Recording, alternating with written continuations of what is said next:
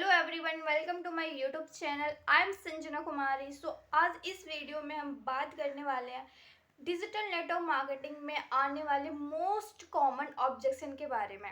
जो ये ऑब्जेक्शन हर किसी की लाइफ में आई होती है और हर कोई ये फेस भी कर लेता है। पर अगर आप न्यू हो और डिजिटल नेटवर्क मार्केटिंग में अभी नए ज्वाइन हुए हो और आपको समझ नहीं आ रहा है कि इसका कैसे आंसर करें, तो ये वीडियो आपके लिए 100% हेल्पफुल होने वाली है। और अगर आप इस चैनल में नए आए हो, सब्सक्राइब करें, क्योंकि आने वाले टाइम में बहुत ही इंफॉर्मेटिव और नॉलेजेबल वीडियो मैं पोस्ट करने वाली हूँ, जिससे आपकी बिजनेस 10x ग्रोथ करने वाली है। और इस वीडियो को एंड तक जरूर देखें, क्योंकि ऐसे 3 पॉइंट के बारे में मैं बताने वाली हूँ जो आपके लिए बहुत ही इम्पोर्टेंट है और आप अपने कोई भी ऑब्जेक्शन को हैंडल कर सकते हो। तो बिना देरी किए इस वीडियो को स्टार्ट करते हैं। तो आज मैं इस वीडियो में 3 ऑब्जेक्शन क्लियर करने वाली हूँ जो मोस्ट कॉमन ऑब्जेक्शन होते हैं और ये हर किसी को आता है। तो सबसे पहले आप ये रिकॉर्डिंग सुनो। हाँ जी। सो आपको सारी चीजें समझ में आया? अगर यहाँ पे कोई डाउट है आपको? हाँ जी मैम, मुझे सारी चीजें आ गई है। पर मुझे एक क्वेश्चन था जो पूछना था कि यहाँ पर काम, ये बंदे जोड़ने का तो काम नहीं है ना कि लोगों को जोड़ना पड़े, ऐसा कुछ? ओके, मतलब आपका ये डाउट है कि कहीं यहाँ पे लोगों को तो जोड़ना नहीं पड़ेगा, राइट? हाँ जी मैम। ओके, तो पहले मुझे ये क्लियर करो कि लोगों को कैसे जोड़ोगे आप? फेविक्विक से? नहीं मैम, फेविक्विक से तो नहीं है, बट होता है ना कि बंदे जोड़ने का काम होता है ना वहाँ पे, ओके, एक के कभी बाद किया एक है क्या बताना आपने होता है बंदे ना जोड़ वैसे। के? मतलब कैसे करना पड़ता है? मैम ऐसा सुना है ना, मैंने सुना है, वैसे ज्यादा तो मुझे पता नहीं है कि बोलते कि मैम बंदे जोड़ने का तो काम नहीं होगा ना, सो इसीलिए मैंने आपसे पूछा कि वही काम तो नहीं है ना। ओके, कहीं आप ये तो नहीं सोच रहे हो जैसे कि सुना होगा आपने, 2 के नीचे 2 लगाना है, हाँ उसके हाँ बाद मैम, पैसे वही। आएंगे? अच्छा हम्म। अच्छा अच्छा। ठीक है, देखो मैं आपको क्लियर कर दूं। यहाँ पे ना कोई भी बंदे जोड़ने का काम नहीं है। मैंने आपको अभी क्या काम बताया कि हमारा डिजिटल मार्केटिंग में वर्क है, ठीक है। और दूसरी हम्म। बात देखो, रही बात बंदे जोड़ने की, तो हर जगह पे ना लोग होते हैं। पर एक हम्म। जैसे आपको लग रहा होगा कि अगर हम बंदे जोड़ के पैसे कमा सकते हैं, तो ये देखो मनी स्कीम है और ये इंडिया में इलीगल है। अगर आपको कोई ऐसे बोलता है ना कि आप बस ज्वाइन कराओ और आपको पैसे आएंगे, आप इनको हम्म। ज्वाइन कराओ, तो वो इलीगल होता है। ऐसा कोई भी काम नहीं है, ठीक है। और ये बिल्कुल बंदे जोड़ने के काम नहीं है। हमारा काम क्या होता है, डिजिटल वे में है। जैसे आपका रिक्रूटमेंट हो गया, एडवर्टाइजमेंट हो गया, ठीक है। टीम तो हम्म। होगी, आपके यहाँ पे भी लोग होंगे, पर आपको जोड़ना नहीं है। ओके। ओके। बाकी जो आगे के सेशंस होंगे, ट्रेनिंग्स होंगे, उसमें आपको काम डीपली क्लियर किया जाएगा कि आप काम कैसे कर सकते हो। तो क्लियर हुआ यहाँ तक? हाँ जी मैम, क्लियर है तो। ठीक है मैम, मुझे समझ में आ गया कि बंदे नहीं जोड़ने पड़ेंगे यहाँ पे। हाँ जी, बंदे नहीं जोड़ना है, क्योंकि देखो अगर बंदे जोड़ के पैसे आते तो हम्म। सबसे पहले मैं अपने पूरे खानदान में सबको जोड़ लेती ना। अगर हाँ, बंदे ये जोड़ने से पैसे आते तो। ठीक है, सो यस। बंदे जोड़ने की काम नहीं है, डिजिटल वे में वर्क करना है आपको। समझ में आया? ओके मैम, फिर नेक्स्ट ट्रेनिंग का प्रोसेस बता दीजिए आप। तो इस कॉल रिकॉर्डिंग में आपने देखा कि मैंने प्रोस्पेक्ट को कितने अच्छे से क्लियर किया और आई होप आपको भी क्लियर हुआ होगा। तो सबसे पहले जब भी ये ऑब्जेक्शन आता है कि कहीं ये बंदे जोड़ने वाले काम तो नहीं है, तो आप समझो कि उन्होंने कहीं ना कहीं ऑलरेडी प्लान देखा हुआ है, या फिर उनके किसी दोस्त ने देखा हुआ हो जो उसके माइंड पे ये बात आई। मतलब उन्होंने ऑलरेडी ये देखा हुआ है, इसीलिए पहले आपको उनसे क्वेश्चनिंग करना है ताकि आपको समझ आए कि इसके माइंड में इससे रिलेटेड क्या क्या है। ठीक है, तो आई होप आपको ये ऑब्जेक्शन कैसे हैंडल करना है समझ में आया होगा। अब हम बढ़ते हैं नेक्स्ट ऑब्जेक्शन की ओर, जो बहुत ही ज़्यादा आती है और आई थिंक ये हर कॉल पे आती है, और ये मोस्ट कॉमन ऑब्जेक्शन है। क्या हमें पैसे लगाने पड़ेंगे या हमें इन्वेस्टमेंट करनी पड़ेगी? इस पेमेंट के बाद मुझे दोबारा पैसे लगाने पड़ेंगे? तो ये देखो हर किसी को आती है और हमें पता है कि यहाँ पे हमें कोई भी इन्वेस्टमेंट नहीं करनी पड़ती है। पर उस टाइम पे हम पैनिक हो जाते हैं और हमें समझ नहीं आता कि क्या आंसर करें।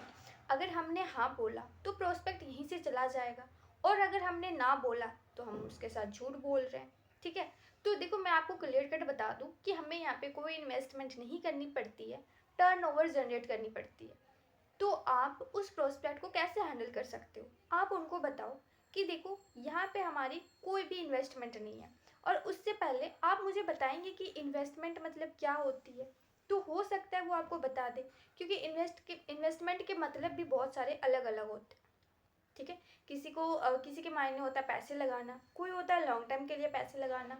तो आप उनसे पूछो, फिर उनको बताओ कि हमें यहाँ पे टर्नओवर जनरेट करनी पड़ती है और ये हर कोई कर लेता है बहुत ही इजीली तरीके से, और उसके बारे में हम आपको आगे प्लानिंग्स देंगे कि कैसे आप अपनी टर्नओवर जनरेट करके वर्क स्टार्ट कर सकते हो। तो आई होप यहाँ तक आपको समझ आया होगा इस ऑब्जेक्शन के बारे में कि किसी प्रोस्पेक्ट को कैसे क्लियर कर सकते हैं जब उसका ऑब्जेक्शन आता है कि हमें यहाँ पे इन्वेस्टमेंट तो नहीं करनी पड़ेगी। अब नेक्स्ट टाइम आपको सोचने की ज़रूरत नहीं पड़ेगी, क्योंकि एक वर्ड आपको याद रखना है, टर्नओवर की। ओके, सो टर्नओवर और इन्वेस्टमेंट दोनों में बहुत ज़्यादा डिफरेंस है। Got it. तो हम नेक्स्ट ऑब्जेक्शन की ओर आगे बढ़ते हैं, क्योंकि यहाँ तक आपको सारी चीज़ें क्लियर हो चुकी होंगी। और ये जो ऑब्जेक्शन है ये मेनली जो स्टूडेंट होते हैं उनके साथ आता है, क्योंकि उनका यही कहना होता है मुझे सारा कुछ समझ में आ गया, मुझे सारा कुछ क्लियर है, पर मैं एक बार अपने पापा से डिस्कस करके बताऊंगी, मैं अपने पापा से पूछ के बताऊंगी। ठीक है।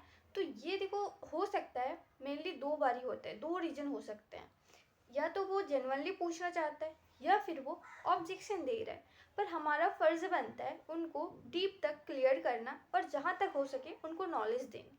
ठीक है। तो देखो, अब इस ऑब्जेक्शन के टाइम पे मुझे थोड़ी सी हंसी आती है, क्योंकि अगर हम देखें तो सारा काम तो पापा से पूछ के नहीं करते हैं। अगर आपको कॉलेज बंक करना रहा, स्कूल बंक करना रहा, दोस्तों के साथ पार्टी करना रहा या कुछ भी करना रहा, जो इधर उधर की बातें होती है, तब तो हम पापा से नहीं पूछते हैं। पूछते हो नहीं ना? पर इस टाइम पे हम पापा से पूछते हैं। अब देखो, उनको डायरेक्टली ऐसे तो बोल नहीं सकते हैं ना। अब उन्हें कैसे क्लियर करना है, आप उनसे पूछो कि मुझे बताओ आप पापा से क्या पूछोगे, काम के लिए या फिर पैसों के लिए, या आप मुझे बताओ क्या अपनी लाइफ में आपने 200 रुपये कभी खर्च नहीं करे। चलो ठीक है, मैं एग्री करती हूँ, आप अपने पापा से पूछ लेना, कोई इशू नहीं है। पर मुझे ये तो पता होना चाहिए कि आप क्या पूछना चाह रहे हो, पैसों के लिए या काम के लिए।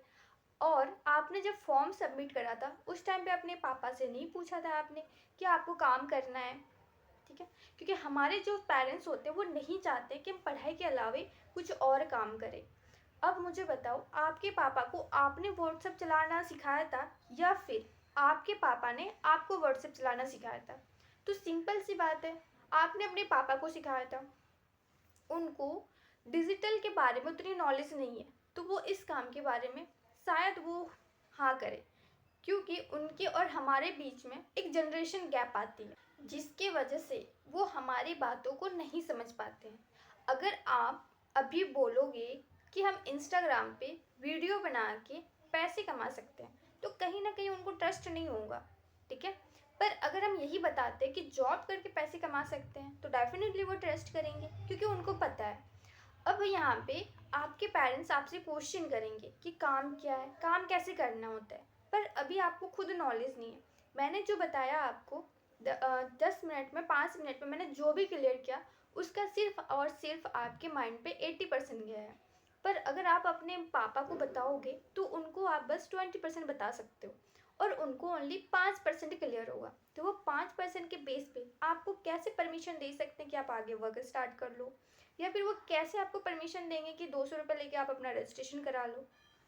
तो इस चांस पे हम ये कर सकते हैं। अब देखो, ऐसी बात तो नहीं है कि अभी तक आपने 200 रुपये खर्च नहीं करे होंगे, डेफिनेटली आपने करे होंगे और कहीं ना कहीं खर्च हो जाते हैं। तो आप अभी पैसे लगा के अपना रजिस्ट्रेशन करा लो कहीं से अरेंज करके, फिर जब आपको प्रॉपर नॉलेज हो जाए तो आप अपने पापा से डिस्कस कर सकते हो। या फिर अगर आपको लगता है कि आप अपने पापा को समझा सकते हो तो फिर आप समझा दो, ये भी आपके लिए बेटर है। पर अगर आपको लगता है कि आपके पापा परमिशन नहीं देंगे, तो अभी आप अरेंज करके अपना जो 3 डेज़ का क्लासेस है उसको अटेंड करो, फिर आप उनको अच्छे तरीके से बैठ के समझाना, ताकि उन्हें भी समझ आए कि हम कैसे डिजिटली ग्रो कर सकते हैं और यहाँ से कितने सारे लोग इतनी अच्छी अचीवमेंट कर रहे हैं। ओके, सो आई होप आपको समझ आया होगा। तो ये थे हमारे 3 ऑब्जेक्शन, और मैंने कहा था कि मैं एक आपको एक्स्ट्रा बताने वाली हूँ कि कोई भी ऑब्जेक्शन को कैसे हैंडल कर सकते हो। ठीक है। और मैं जो 3 बोनस पॉइंट आपको बताने वाली थी, वो उसमें से जो फर्स्ट पॉइंट है, कभी भी कोई भी प्रोस्पेक्ट के साथ उनके बातों से मना मत किया करो, हमेशा उनके बातों पर एग्री किया करो। एंड सेकेंड, स्टोरी टेलिंग, जो बहुत ही ज़्यादा ज़रूरी है। उससे क्या होता है, हम उस चीज़ को रिलेट कर पाते हैं। ठीक है। एंड थर्ड एंड लास्ट आता है हमारा अर्जेंसी।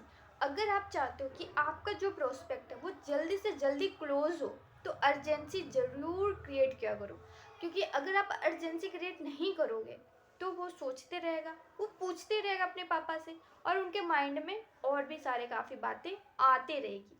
इसीलिए आपको क्या करना है, अर्जेंसी क्रिएट करना है। ये पॉइंट कभी भी मत भूलना, अर्जेंसी क्रिएट करना।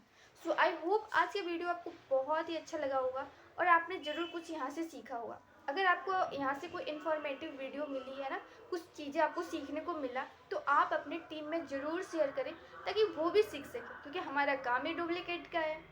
ओके। और अगर आपके साथ और भी काफ़ी सारे ऑब्जेक्शन आते हैं तो कमेंट में ज़रूर बताएं ताकि मैं उसका भी आपको आंसर कर पाऊँ, और जो आने वाली वीडियो हो मैं उसी के अकॉर्डिंग बना सकूँ। ओके। सो मेरी तरफ से ऑल दी बेस्ट है। मिलते हैं नेक्स्ट वीडियो में नेक्स्ट टॉपिक के साथ। सो अभी तक के लिए wish you all the very best. Bye bye and take care.